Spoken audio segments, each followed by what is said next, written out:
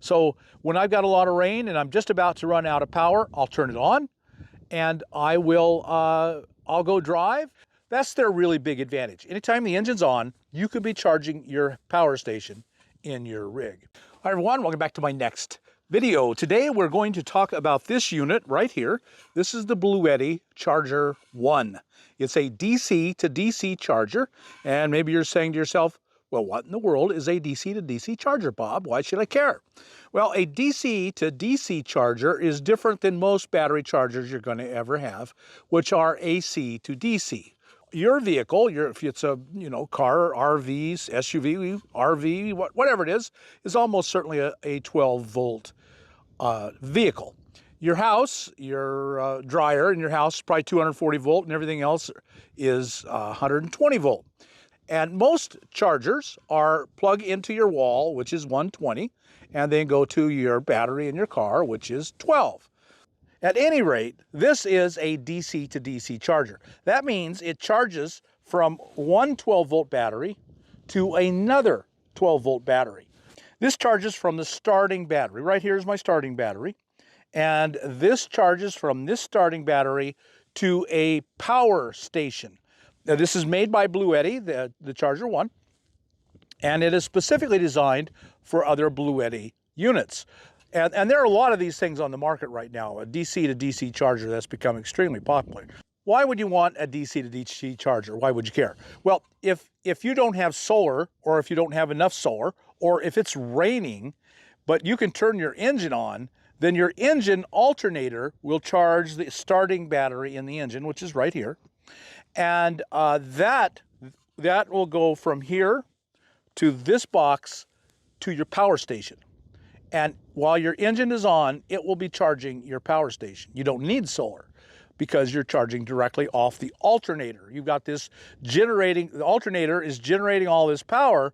Well, now you can tap onto it for your power station in the back. The great thing about this BLUETTI unit, it is designed specifically to be able to work with virtually all power stations. Is this hard to put together? That's probably going to be your first question.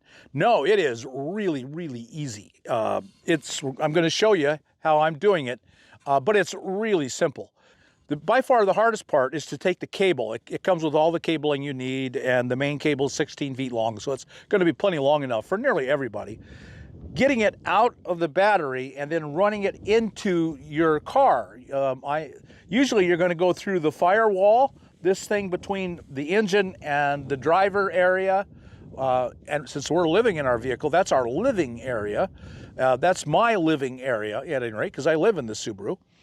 And the hardest part is getting it through the firewall. And that's going to be different on every car. Boy, I did it. It's not ideal, but I think it's going to work just fine for me. And I'll show you how. And it was easy. I did it by far the easiest way, and you can do it that way as well. And again, back to the question of why would you want this? Well, we just went through about 3 or 4 days of nothing but clouds and rain. And I have a 300-watt solar panel on my roof. But I got virtually no power, and my power was going down every day. I run a fridge. I didn't want to lose my fridge, so I cut off everything I could, but my power was going down every day. And if you have one of these, all you have to do is drive a little ways, and this is going to charge it. You could think to yourself, well, why? I've got a cigarette lighter plug. My power station came with an adapter. Why don't I just plug it into the cigarette lighter plug? And that's true, that would work, but they are very low power devices. A cigarette lighter plug will only charge at about 100 watts. And if you have a 1,000-watt power station, it's going to take 10 hours to bring that from 0 to 1,000. This will charge up to 560 watts. That is really, really fast. So you're going to be really glad that you have this instead of just a cigarette lighter plug. That's their really big advantage. Anytime the engine's on, you could be charging your power station in your rig. If I use this BLUETTI DC Charger 1, am I going to be, if I go out to camp and I'm in camp for 2 or 3 or 4 days, am I going to go to try and start my car and the battery will be dead? No. That's the great thing about this. It is designed to be smart. It's got chips inside, and it's got a circuit board, and it's monitoring your starting battery. And if your starting battery ever starts to get so low that it won't start the car, it cuts off and it will not take anymore. So this is protecting your starting battery at all time, so you're not going to get stranded left on the side of the road. Well, are there any other disadvantages to using this? And this is where every video I've ever watched on this or any other unit like it, there are a lot of units like this, DC to DC chargers out there.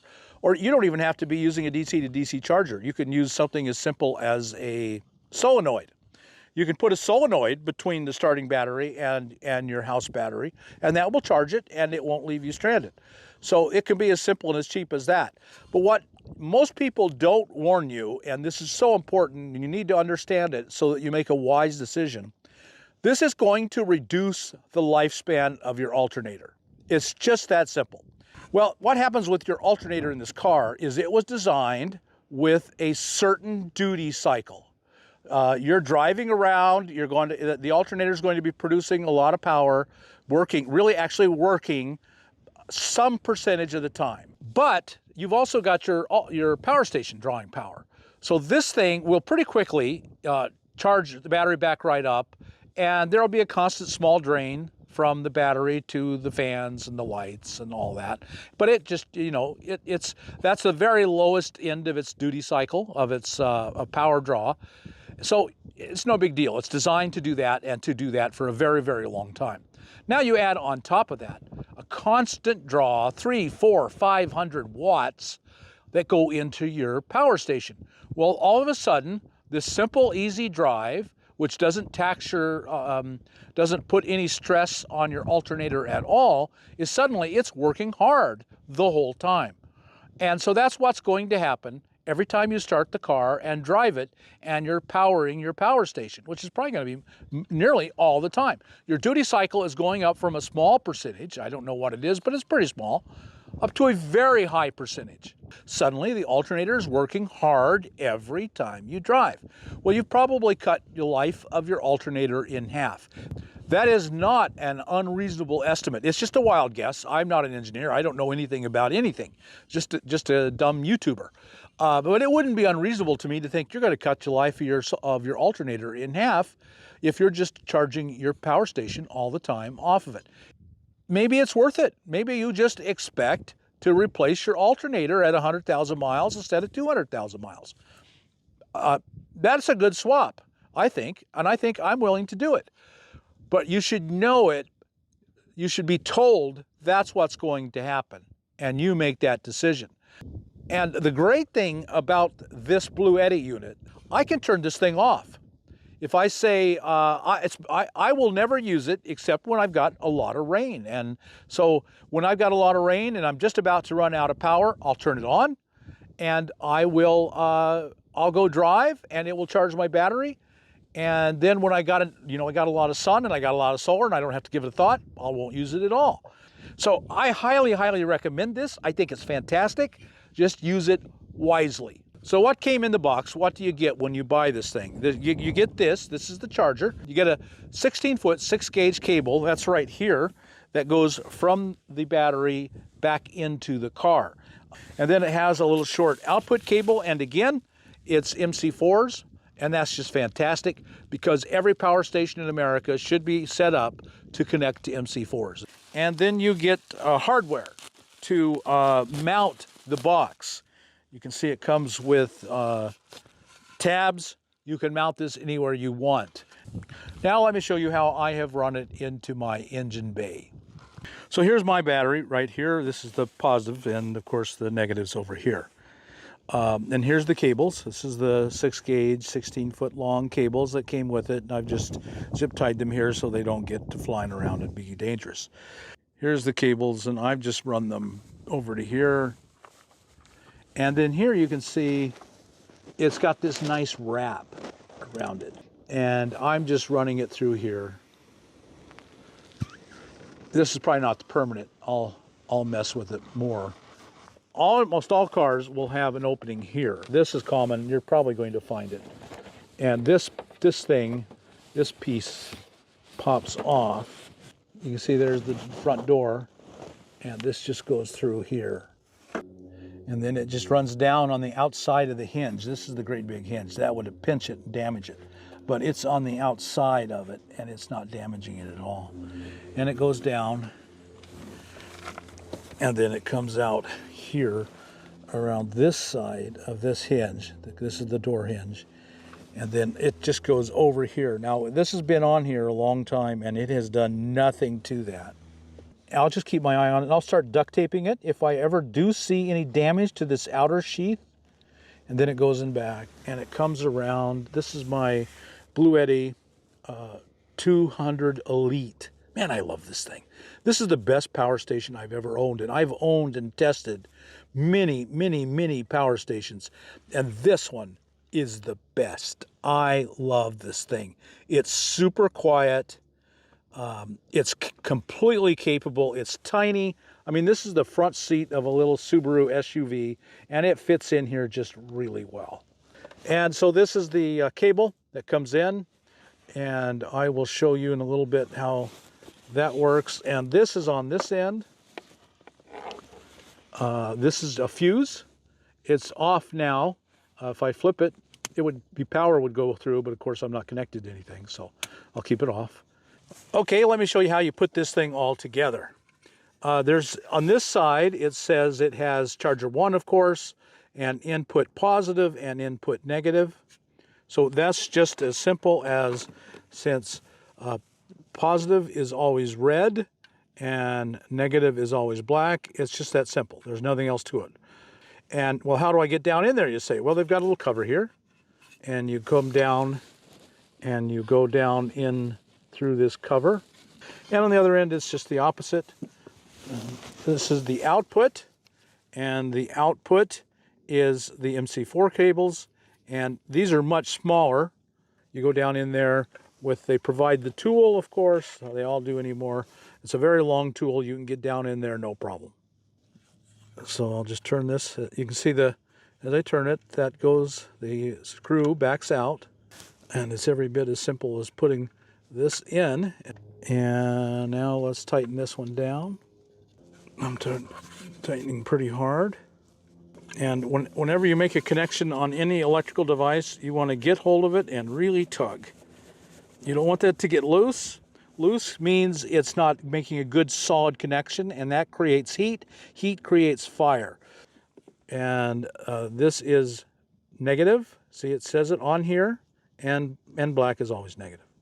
So now it just goes all the way in, so it's flush up against it.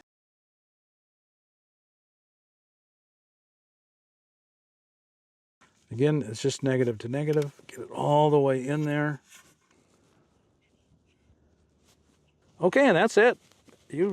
We are now done.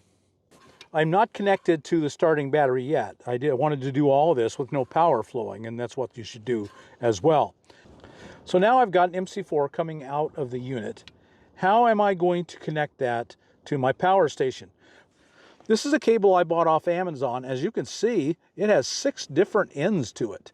One of them is an XT60, which is becoming the universal. So this is how I'm going to do it. I bought this off Amazon, and I'm going to connect it on there. And the XT60 is plugged in. It's done. So, okay, so now the last step is to connect the cables right to the starting battery. This is really a simple thing. I mean, this is just something no one should have any real problem doing. Okay, the next thing is to start the engine and see if it's charging. Okay, let me show you how to use the app. You have to download it, of course, so it's right here. It's come up. You see Charger 1 is the first one in the option because I've been using it. So all I have to do is tap on Charger 1. It's connecting. It is now connected. I'm at idle, and the alternator is at 13.8 volts. It's putting out 55.9 volts into the power station, and I'm charging right now at idle at 586 watts. The great thing about this app is you can change the voltage. So down here you have charging voltage. That's the current charging voltage, and there's a sign there. So you hit that. Now what it says is you have to disconnect before you can change anything. And what that means is you have to disconnect the XT60 from going into the unit. So I'm just going to pull out the XT60. The charging one is now not connected because I disconnected the XT60 to the power station. So I have followed the steps, click and go to next. And then you can either select the model, which is BLUETTI models, because this is a BLUETTI product. Here you can see they have all the models listed that they currently have. There's the Elite V200 V2, mine. But I'm not doing that. I'm going to do custom. So I have to go back and I'm going to choose custom. Now, if you don't have a BLUETTI, you have to choose custom. Now all I have to do here is, it's just a simple keyboard. You backspace, and then you can type any number you want. I could type in 27. Nothing's on because I've disconnected the XT60. Let me connect the XT60. Now, with it reconnected, it's jumped up and it's charging at 570 watts off of the engine. Okay, so let me give you my final thoughts and conclusions about the Charger 1. 2 big thumbs up. It's a fantastic unit. It worked perfectly on my Subaru. It charged up to 570 watts. I could reduce the voltage and it would just jump down. So if I don't want to charge at 570 watts, I set it at 27 volt and it was putting in like 220, 230. So that way I can get some extra power in, but I'm not putting a huge draw on my alternator. And one of the questions I had before was, would it draw the full amount of 570 watts at idle, the engine idling in the car? And the answer is yes. Use your solar. Figure it out on solar, live on solar, and then use the DC to DC charger to fill in the gaps. And boy, you'll be glad you had it. Really, really glad you have it. So I love it. I highly recommend it. We haven't talked about price. The price is $389, and there's almost always, that I have looked, $150 off coupon. So generally, you can think you'll get it for $240. I highly recommend the BLUETTI DC to DC Charger 1. It's a fantastic unit. Works super well, super easy to install. If it fits in your life, grab it up, throw it on. You'll be glad you did. All right, if you got anything out of this video, like us on YouTube, subscribe to the channel, hit that thumbs up button, and we'll talk to you on the next video. See you then.